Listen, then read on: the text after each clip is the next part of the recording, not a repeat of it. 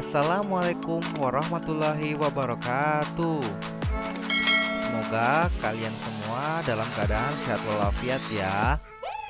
Hari ini kita akan belajar tematik tema 1, indahnya kebersamaan. Subtema keberagaman budaya bangsaku, pembelajaran 1.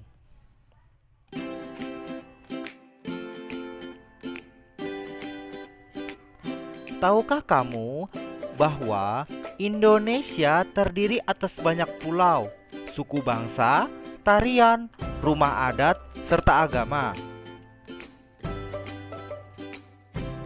Salah satunya yaitu pawai budaya. Nah, sekilas info nih untuk anak-anak bapak semuanya. Ini ada cerita berjudul Pawai Budaya. Di sini Bapak kasih keterangan paragraf 1. Paragraf pertama. Apa sih paragraf itu? Nah, anak-anak, perlu kalian ketahui, paragraf adalah kumpulan kalimat yang menjadi satu padu, dimulai dari tulisan yang menjorok ke dalam. Nah, ini kan ada tulisan Pawai Budaya. Yang di atas adalah judulnya. Setelah itu di bawahnya Pawai Budaya sangat menarik. Nah, ini adalah ciri-ciri paragraf. Jadi paragraf selalu diawali huruf besar, namun dia menjorok ke dalam, berbeda dengan barisan tulisan yang lainnya atau barisan kalimat lainnya. Oke, langsung saja kita baca ya. Ini teks naskahnya. Pawai Budaya. Pawai budaya sangat menarik bagi warga Kampung Babakan. Pawai ini selalu menampilkan keragaman budaya Indonesia. Udin dan teman-teman tidak pernah bosan menanti rombongan pawai lewat. Tahun ini mereka datang ke alun-alun untuk melihat pawai tersebut. Kakek Udin pun terlihat sabar menanti. Terdengar suara gendang yang menandakan rombongan pawai semakin dekat.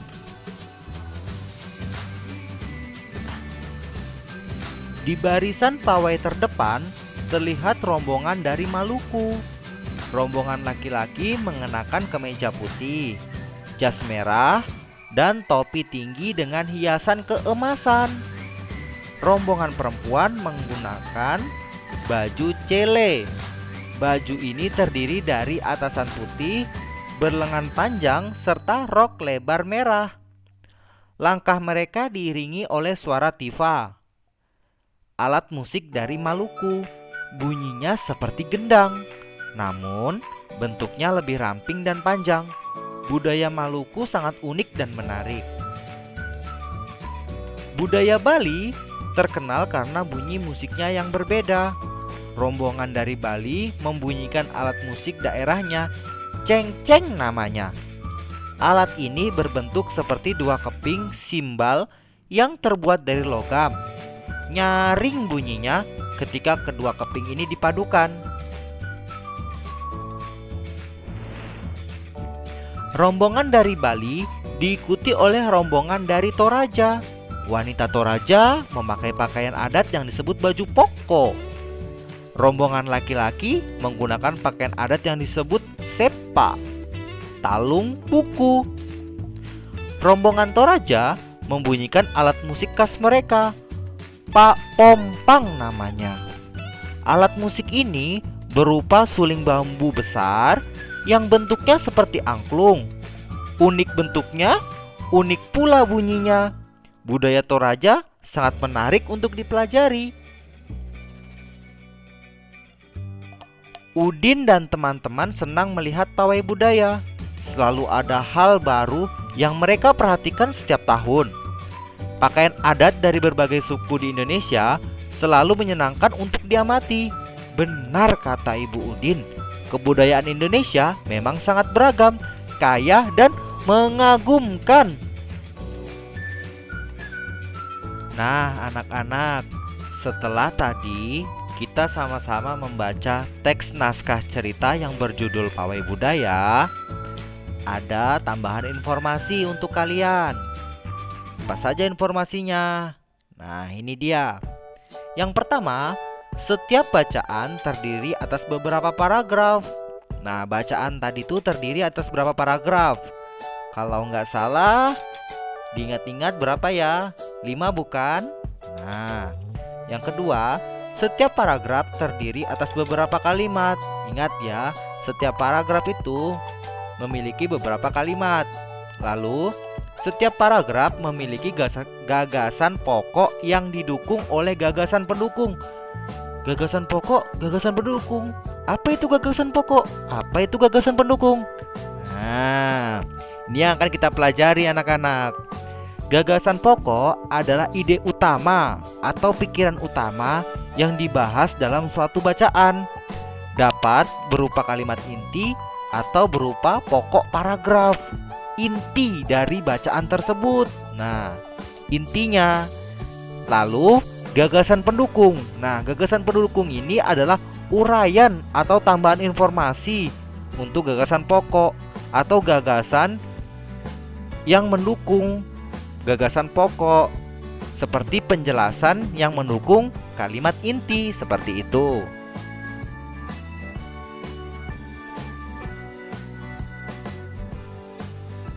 Coba kita baca paragraf kedua dan kita cari tahu gagasan pokok dan gagasan pendukungnya. Ayo. Di paragraf kedua tadi kan bertuliskan di barisan pawai terdepan terlihat rombongan dari Maluku. Yang kedua, rombongan laki-laki mengenakan kemeja putih, jas merah dan topi tinggi dengan hiasan keemasan. Nah, yang mana sih gagasan pokoknya? Yang mana sih gagasan pendukungnya?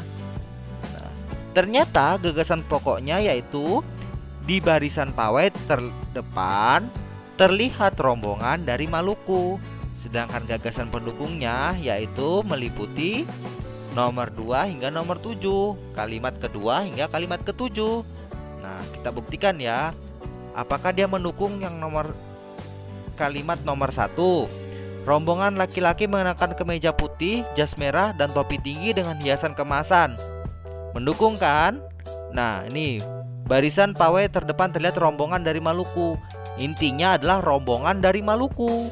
Nah, yang kalimat ketiga, rombongan perempuan mengenakan baju cele. Ya, karena kan yang intinya adalah rombongan dari Maluku. Rombongan perempuan juga rombongan dari Maluku. Lalu, baju ini terdiri dari atasan putih, belengan panjang serta rok merah lebar. Oh, masih membicarakan tentang baju, berarti tentang bajunya rombongan dari Maluku tadi. Cocok. Sekarang kalimat yang kelima. Langkah mereka diiringi oleh suara tifa, alat musik dari Maluku. Oh iya, betul memang. Kan tadi mendukung. Barisan pawai terdepan terlihat rombongan dari Maluku. Nah, masih mendukung. Sampai pada kalimat ke-6.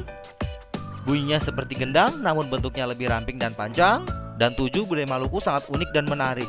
Semua ini kalimat nomor 2, kalimat kedua, ketiga, keempat, kelima, keenam, dan ketujuh semuanya mendukung kalimat pertama, yaitu intinya adalah rombongan dari Maluku.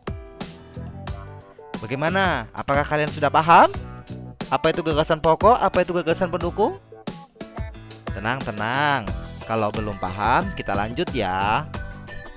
Nah, kita masuk pada contoh kedua, yaitu pada paragraf 3. Tadi kan kalimatnya ada 4. Dalam satu paragraf itu ini ada 4 di paragraf ketiga itu. Sekarang kita mau tahu yang mana sih pokok kalimat itu atau gagasan pokok itu mana sih? Nah, ternyata masih yang pertama, yaitu budaya Bali terkenal karena bunyi musiknya yang berbeda. Budaya Bali ya. Nah, sementara gagasan pendukung yang pertama yaitu kalimat nomor 2. Rombongan dari Bali membunyikan alat musik daerahnya, cengceng namanya. Wah, ini masih mendukung ya, alat musik kan. Alat musik mendukung dengan budaya Bali terkenal karena bunyi musiknya yang berbeda. Nah, itu masih mendukung. Mendukung gagasan pokok. Selanjutnya, wah ini masih gagasan pendukung lagi. Kalimat nomor 3 yaitu alat ini berbentuk seperti 2 keping simbal yang terbuat dari logam. Nah, itu kan alat musiknya, masih mendukung kalimat pertama, yaitu budaya Bali terkenal karena bunyi musiknya. Selanjutnya, kalimat keempat itu juga gagasan pendukung. nyaring bunyinya. Wah, sudah pasti kan alat musiknya. Berarti kan tadi kan bunyi musiknya yang berbeda. Maka dari itu seluruhnya ini adalah gagasan pendukung. Yang kalimat pertama itu adalah gagasan pokok. Indonesia itu terdiri dari 34 provinsi. Apakah kalian sudah hafal atau sudah tahu provinsi apa saja yang ada di Indonesia? Berikut Bapak paparkan. Provinsi apa saja yang ada di Indonesia beserta pakaian adat, tari, rumah adat, dan senjata tradisionalnya. Yang pertama ada Nanggro Aceh Darussalam. Yang kedua itu Sumatera Utara. Yang ketiga Sumatera Barat. Yang keempat itu Riau, ibu kotanya Pekanbaru. Lalu yang kelima ada Kepulauan Riau. Wah, tadi ada Riau, ini ada Kepulauan Riau. Bapak salah tulis ya? Tidak anak-anak, benar saja, ada Riau dan ada Kepulauan Riau. Itu berbeda provinsi ya, sama-sama di Pulau Sumatera. Lalu yang keenam ada Jambi. Ketujuh ada Sumatera Selatan. Kedelapan ada Bangka Belitung atau disingkat Babel. 9 ada Bengkulu. 10 Lampung. 11 DKI Jakarta. Nah, ini paling kita sering dengar ya, kata DKI Jakarta. DKI Jakarta sendiri adalah ibu kota dari negara kita, negara Indonesia. Lalu yang nomor 12 yaitu ada Jawa Barat. 13 ada Banten. 14 Jawa Tengah. 15 DI Yogyakarta. Apa ini DI Yogyakarta, Pak? DI artinya daerah istimewa Yogyakarta. Nah, lalu nomor 16 ada Jawa Timur. Provinsi nomor 17 yaitu ada Bali. 18 Nusa Tenggara Barat atau NTB. 19 Nusa Tenggara Timur atau NTT. Nah, 20 Kalimantan Barat, singkatannya Kalbar. 21 ada Kalimantan Tengah, disingkat Kalteng. Dan 22 ada Kalimantan Selatan, disingkat Kalsel. Nah, ini nomor 23 Kalimantan Timur, disingkat Kaltim, yaitu tempat sekarang kita berada. Lalu di 24 ada Sulawesi Utara, disingkat Sulut. 25 Sulawesi Barat, disingkat Sulbar. 26 Sulawesi Tengah, disingkat Sulteng.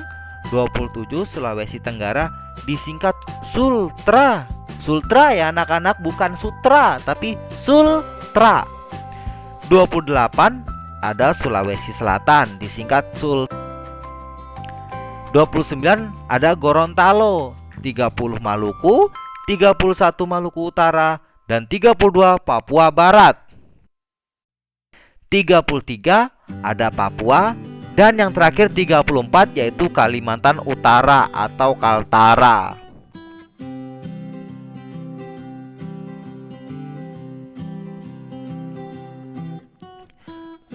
Tuhan Yang Maha Esa menganugerahkan kita indera pendengar.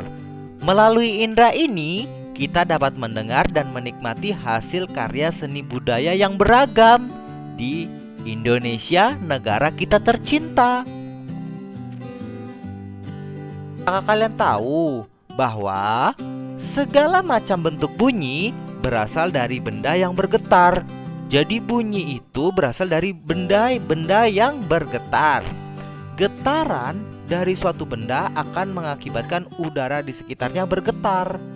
Getaran tersebut menimbulkan gelombang bunyi di udara. Benda-benda yang bergetar dan menghasilkan bunyi disebut sumber bunyi. Nah, ini harus kalian catat ya, yang seperti ini harus dicatat. Apa itu sumber bunyi? Ketika ada pertanyaan apa itu sumber bunyi? Oh, sumber bunyi adalah benda-benda yang bergetar dan menghasilkan bunyi. Itu disebut sumber bunyi. Lalu, ingat ya, bunyi dapat merambat melalui benda padat, cair, dan gas. Namun, tidak dapat merambat pada ruang hampa. Apa itu contohnya ruang hampa, Pak? Ruang hampa itu mudah anak-anak. Ruang hampa adalah di mana yuk? Ayo siapa yang tahu? Ruang hampa itu adalah tepatnya berada di luar angkasa atau jauh dari bumi kita. Terima kasih atas pembelajaran hari ini. Semoga kalian tetap semangat belajar di rumah. Jangan lupa tetap menjaga kesehatan dan istirahat yang teratur serta rajinlah dalam belajar. Wabillahi taufik wal hidayah. Wassalamualaikum warahmatullahi wabarakatuh.